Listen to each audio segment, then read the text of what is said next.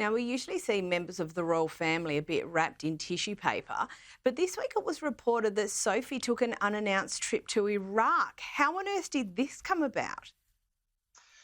Well, you're totally right. I mean, this came out of the blue because it certainly hadn't been publicised ahead of time. But last week, the Duchess of Edinburgh was in Iraq and she was visiting Baghdad, part of a trip with the UK Foreign Office. It's called the Women, Peace and Security Agenda, part of a sort of a movement over the last few years that the British government is trying to put some more sort of charitable endeavours into the country after the conflicts of the last few decades.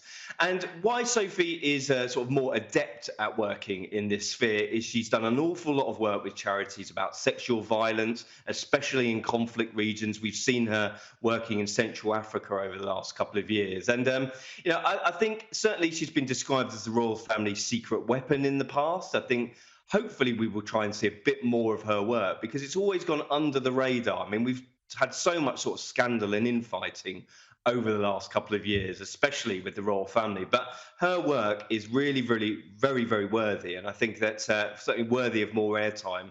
So, it would be great to see more of this work in the future. And hopefully we'll get the opportunity. Now, we saw a great report this week from the Daily Mirror about claims in an FBI file that the IRA plotted to kill the late Queen while she was in the US. Can you run us through these allegations? They're quite out there.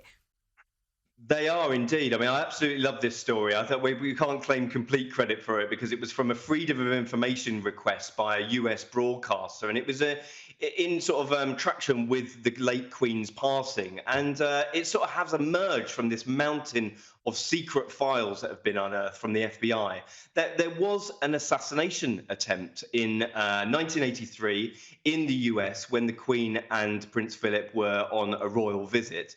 And it emerged that this plot had been foiled, that somebody was potentially going to drop an object from the Golden State Bridge as the Royal Yacht Britannia was sailing underneath. Now, this sort of tells you what sort of threats the royal family are. The constant threat, of course. We now have the new threat of global terrorism. But this threat was about the Irish Republican movement. And the IRA, of course, were sort of a real threat to the royal family. I mean, in 1979, Lord Mountbatten, the Queen's cousin, had been murdered by the IRA. And it tells you sort of that threat was ever present, not only at that time, but it's something that the royal family do have to consider all the time. I've spoken to senior police officers throughout the sort of Queen's passing and the coronation about fixated peoples, the threat of global terrorism, and just a fascinating sort of treasure trove of information. And I think, of course, the Queen has passed now. Maybe we'll see more of these documents unearthed. And I think it's only just more fascinating from a historical point. And hopefully we'll get to see more of this in the future. Now, also this week, the world lost international treasure, Tina Turner. Apparently, King Charles plans to honour her. What does he have on the cards?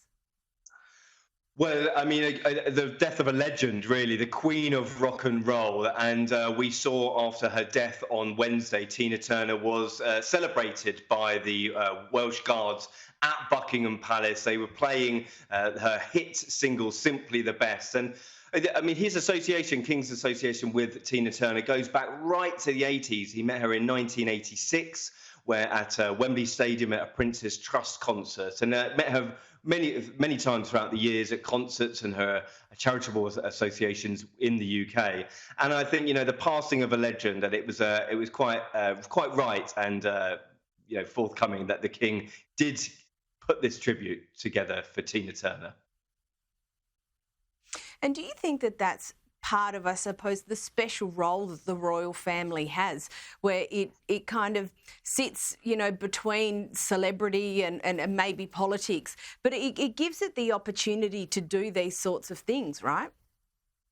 Totally. I mean, I couldn't agree more. I mean, you look at, certainly in the modern age, I mean, the gap between celebrity and the royal family is becoming ever smaller, isn't it? Because you look at Harry and Meghan and how they have sort of talked about Netflix series, that they are in that sort of celebrity culture.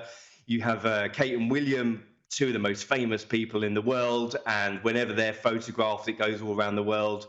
And, royalty and celebrity sort of go hand in hand because the royals do need that sort of celebrity push sometimes to get their agendas out there, help them with their charitable endeavours. And certainly Tina Turner was a big favourite of the king. I'm sure he will be mourning her passing, as many people around the world are, certainly this week. Now, one last thing. Angela Kelly was the late Queen's right-hand woman, but she seems to have fallen out of favour. Can you update us what's going on here? Well, certainly an interesting development over the last couple of weeks because, talk of the king banning the Queen's right-hand woman from revealing more royal secrets. Now, this sort of goes back to Angela Kelly was sort of the late Queen's confidant, her right-hand woman, if you will, by her side for many decades. And one of those only trusted people who have ever been sort of in that inner circle. And before her death, she gave Angela Kelly the right to write a series of books about her time within the royal household. And 2 of those have been published. We understand that there was a 3-book deal. Now, when the king sort of came to the throne, he necessarily didn't want to kick his legacy off on that sort of note. So a deal was done, we understand, that Angela Kelly was made to sign a non-disclosure agreement. The Queen had promised her sort of living quarters for the rest of her life.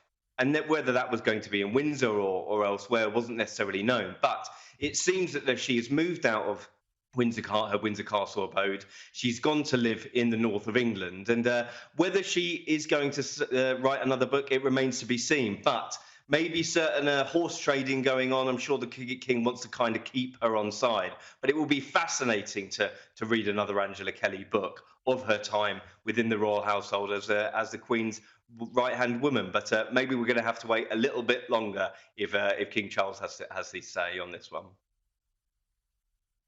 I think she's the kind of woman you'd probably want to keep on side just quietly.